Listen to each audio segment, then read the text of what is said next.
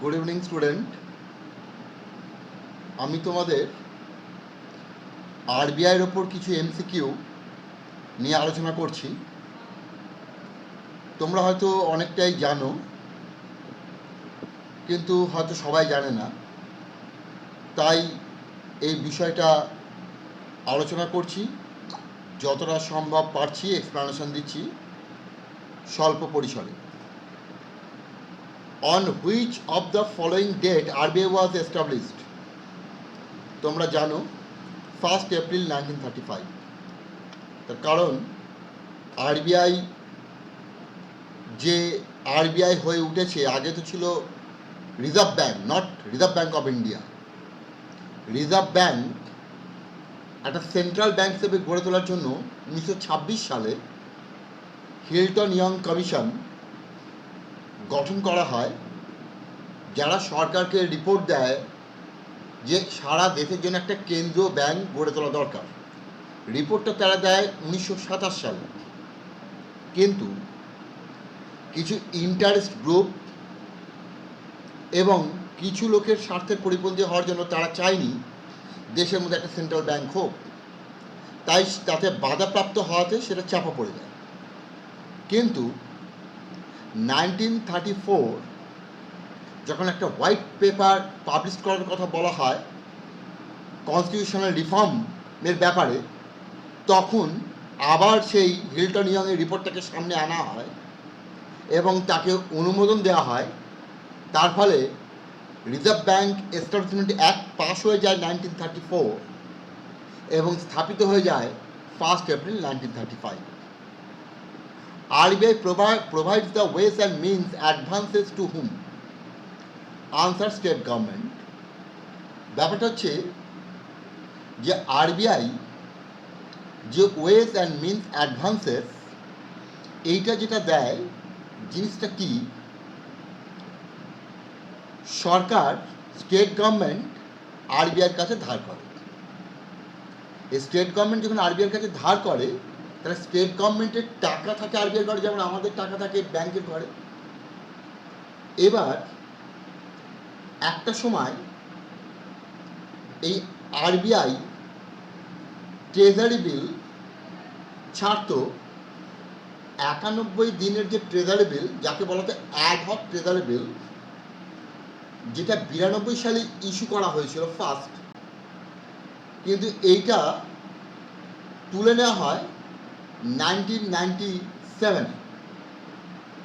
তার বদলে এই অ্যাডহক ট্রেজারি বিলের মাধ্যমে, সরকার এই অ্যাডহক ট্রেজারি বিলের মাধ্যমে জরুরি ভিত্তিতে তার প্রয়োজন যত টাকা সে তুলতে পারত, তাতে আরবিআইয়ের ঘরে গভর্নমেন্টের কত টাকা জমা আছে তার উপর ডিপেন্ড করতো না। ধরা যাক আরবিআইয়ের ঘরে গভর্নমেন্টের আছে 2 কোটি টাকা, কিন্তু গভর্নমেন্ট দেখলো এই মুহূর্তে তার দরকার 5 কোটি, তাহলে অ্যাডহক ট্রেজারি বিল ইস্যু করে সে এটা নিতে পারত। কিন্তু এই জায়গাটা তুলে দেওয়ার পর সেখানে এইটা তৈরি করা হলো ওয়েজ অ্যান্ড মিনস। এটাও ওই ওভারড্রাফটের মতো ব্যাপার, যেখানে প্রয়োজনের অতিরিক্ত যদি অর্থ চায় সরকার, তাহলে ওয়েজ অ্যান্ড মিনস অ্যাডভান্সে এতে দেওয়া যেত।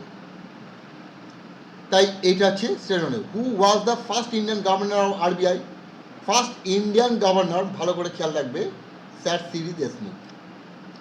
Which is not the function of RBI? আরবিআইয়ের কোনটা ফাংশন নয়? আরবিআইয়ের ফাংশন নয় the responsibility of the statistical analysis of data related to macroeconomy of India. এই যে ম্যাক্রোইকোনমিক অফ ইন্ডিয়া, যে স্ট্যাটিস্টিক্যাল ডেটা, অর্থাৎ আমাদের জিডিপি, ন্যাশনাল ইনকাম, এই যে জায়গাটা, এইটা তৈরি করে সেন্ট্রাল স্ট্যাটিস্টিক্যাল অর্গানাইজেশন ম্যাক্রোইকোনমিক্সের জন্য, কিন্তু আরবিআই সেই জায়গাটা তৈরি করে না, কাজে এই ফাংশনটা আরবিআই নয়। Which of the following statement is not true? RBI is the bank of issue, RBI act as the banker of government, RBI is known as the banker's bank that regulate the credit flow. RBI কিন্তু credit ফ্লোকে regulate করে না, credit ফ্লোকে regulate করে commercial bank. অর্থাৎ RBI repo rate কমালো, reverse repo rate কমালো, তার ফলে কমার্শিয়াল ব্যাংকে টাকা এলো। ক্রেডিট ফ্লো মানে আমাদের কাছে টাকাটা কী গতিতে আসবে, কত বেশি পরিমাণে আসবে, কত স্বল্প সময়ের মধ্যে আসবে, এইটা রেগুলেট করে কিন্তু কমার্শিয়াল ব্যাংক, আরবিআই নয়। The government picked up entire share of SBI held by the RBI according to which of the following guidelines? SEBI guidelines অনুযায়ী গভর্নমেন্ট অফ ইন্ডিয়া এসবিআইয়ের সমস্ত শেয়ার আরবিআইয়ের কাছ থেকে তার হাতে নিয়ে নিয়েছে। আরবিআইয়ের কাছে আর এসবিআইয়ের কোনো শেয়ার নেই। Which of the following governor RBI also serve as the finance minister of India? তোমরা এটা জানো, doctor Manmohan Singh. In which of the following cities the regional headquarters RBI is not situated? তোমরা এটাও জানো, Bengaluru. Which of the following institutes are established by RBI? Indira Gandhi Institute for Development Research, IGIDR, Institute for Development and Research in Banking Technology, IDRBT, National Institute of Bank Management, NIBM। তাহলে এখানে হবে সমস্তগুলোই RBI establish করেছে, সবগুলোই RBI. Which of the following works as the agent of RBI while it has no own offices? এটা হচ্ছে SBI. SBI নিজস্ব কোনো office নেই, এ আরবিআইয়ের এজেন্ট হিসেবে কাজ করে। What would be the impact on cash reserves on the commercial bank if RBI conducts the sale of securities?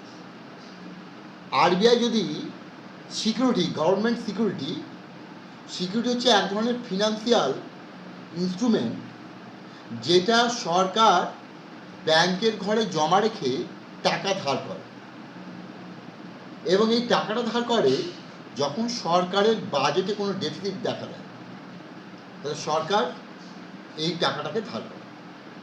তো এখন আরবিআই যে পরিমাণ সিকিউরিটি বাজারে ছাড়ে, নিয়ম হচ্ছে তার 75% কিনতে বাধ্য এই সমস্ত scheduled commercial bank, public sector এবং প্রাইভেট সেক্টর। এইগুলো যদি কেনে তাহলে তারা কিনবে তাদের হাতের টাকা থেকে। তাহলে তাদের হাতের টাকা থেকে যদি কেনে, তাহলে কমার্শিয়াল ব্যাংকের ঘর থেকে টাকা চলে যাবে আরবিআইয়ের ঘরে, তাহলে কমার্শিয়াল ব্যাংকের হাতের ক্যাশ কমে যাবে। তাই এটা হচ্ছে ডিক্রিজ।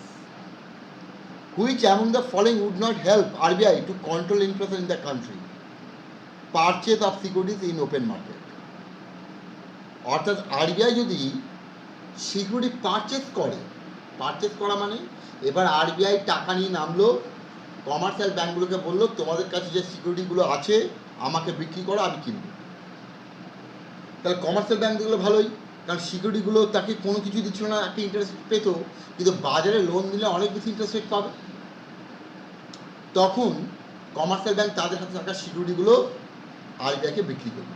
তাহলে বিক্রি করলে তার দাম পাবে টাকা, তাহলে কমার্শিয়াল ব্যাংকের ঘরে প্রচুর টাকা চলে যাবে। তাহলে কমার্শিয়াল ব্যাংকের টাকা আসা মানে আমাদের ইকোনমিতে ক্রেডিট ফ্লো বেড়ে যাওয়া। তাহলে ক্রেডিট ফ্লো বাড়া মানে হাতে অর্থের যোগান বেড়ে যাওয়া, মানে ইনফ্লেশন বেড়ে যাওয়া।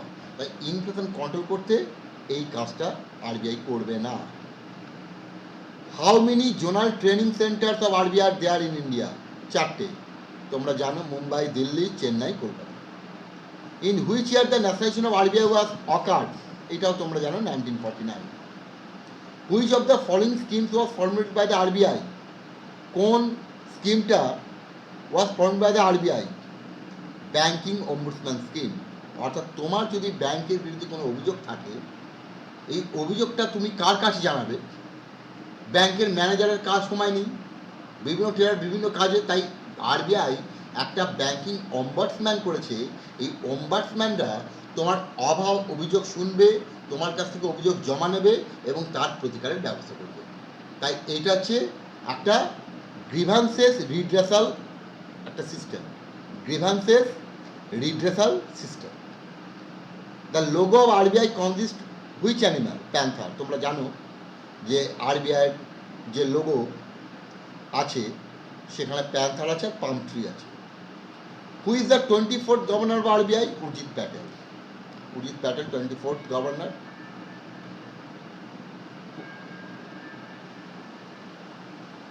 Who had the shortest tenure as the governor of RBI? Amitav Ghosh 16 governor 20 দিনের জন্য, মনমোহন সিংয়ের পরেই হয়েছিল 15 January to 4 February. Who had the longest tenure as the governor of RBI? সব থেকে লংগেস্ট গভর্নর কে ছিলেন? বেঙ্গল রামারাও 4th গভর্নর ছিলেন। ইনি করেছিলেন 1 জুলাই 1949 থেকে 14 জানুয়ারি 1957, 2754 দিনের, longest serving governor of RBI in independent India. In which year the headquarter of RBI move from Kolkata to Mumbai? তোমরা এটাও জানো, 1937। RBI can issue currency notes up to which denomination? কোন ডিনোমিনেশনে কারেন্সি নোট ইস্যু করতে পারে? একে ক্ষমতা দেওয়া হচ্ছে 10,000 টাকার নোট অবধি, কিন্তু এখন বর্তমানে করে 2,000 টাকা। Who was the first woman deputy director of RBI? K J Udeshi. ইনি 12 অক্টোবর 2005 12 অক্টোবর 2005 ইনি অবধি ছিলেন first woman deputy director. Who was the first governor of RBI? Sir Osborne Smith. Which statement is not the true regarding RBI? কোন স্টেটমেন্টের true নয়? না, personal account can be open in. আর তোমরা জানো এখানে ব্যাংকের ব্যাংক, গভর্নমেন্টের ব্যাংক আমাদের নয়। Which of the following is are the quantitative instrument of RBI?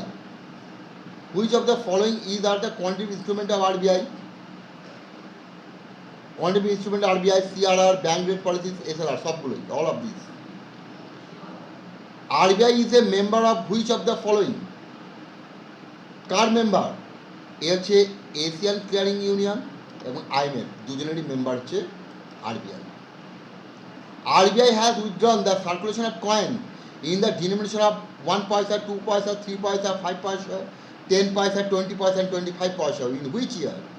2011, 30 June বা 1 জুলাই থেকে এটা কার্যকর হয়। Which of the following coins is not issued by the RBI? Rupee 1 coin এইটা করে না, বা টাকা, 1 টাকার নোট। According to the which section of the RBI act 1934, RBI is liable to pay the value of bank note to its holder? Section 26। অর্থাৎ তুমি যে ভ্যালু অফ নোটস নিয়ে যাবে সেই ভ্যালুটা পেমেন্ট করতে আরবিআই বাধ্য। Which of the following factors is are considered by the RBI to determine the number of notes be issued by it? এটা GDP growth, inflation, replacement of soil bank notes, is a stock requirement, all of this. তাহলে এইগুলো হচ্ছে আমাদের information.